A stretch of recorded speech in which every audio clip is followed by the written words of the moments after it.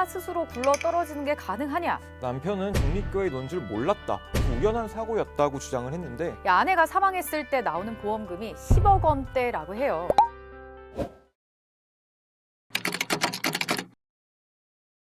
네, 정 기자, 아내를 죽인 혐의로 1심에서 무기징역을 받았던 50대 남성이 얼마 전에 2심에서 무죄를 선고받았다고요?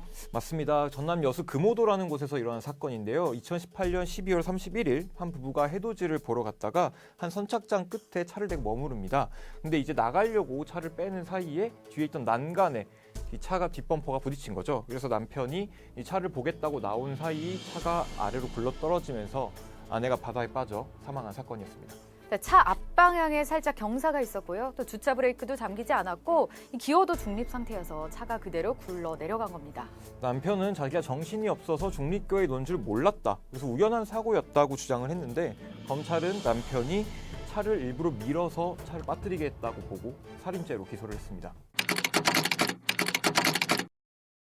네, 그래서 재판에서도 가장 큰 쟁점이 됐던 게 이 차가 스스로 굴러 떨어지는 게 가능하냐, 이걸 알아보기 위해서 자동차 공학 전문가도 증인으로 나왔고요. 또 각종 실험과 보고서들이 동원이 됐거든요. 그렇죠. 여기서 주목할 게 남편이 차에서 내려서 뒤쪽으로 갈 때까지는 차가 움직이지 않다가 갑자기 차가 경사를 따라서 바다 쪽으로 내려갔다. 이게 남편이 말한 점이거든요. 근데 이거에 대해서 재판에서 나온 전문가는 이 차가 만약에 평평한 곳에 주차되어 있었다면은 절대로 스스로 굴러가서 떨어질 수가 없다.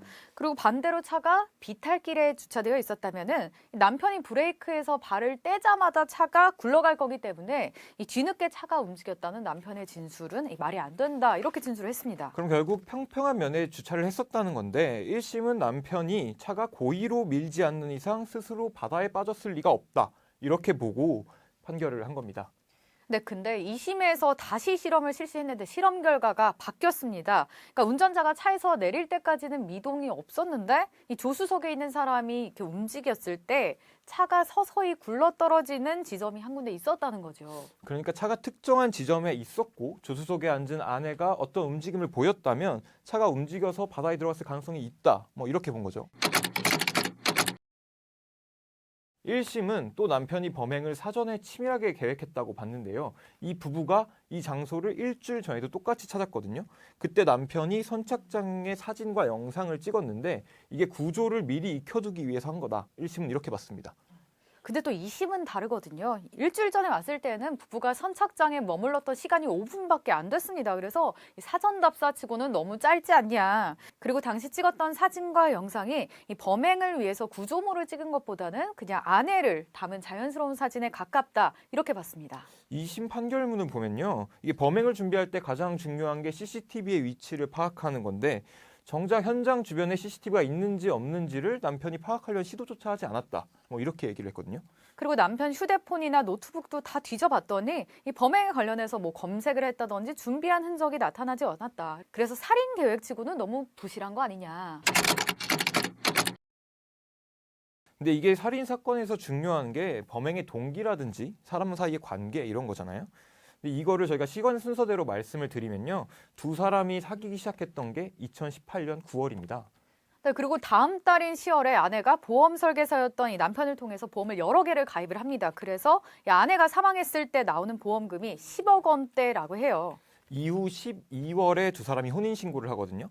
이 혼인신고를 한 다음에는 남편이 보험을 추가로 가입하고 또 보험 수령자의 명의를 자신으로 다 돌려놓습니다.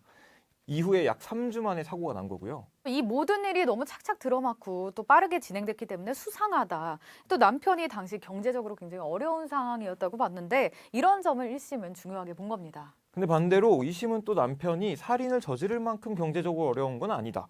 또 앞서 말한 본질적인 부분 있잖아요. 차가 스스로 추락했을 가능성이 없다. 이런 게 입증이 안 된 상태에서는 보험금이니 경제적인 문제니 이런 부분만으로 살인죄를 단정할 수는 없다고 봤습니다.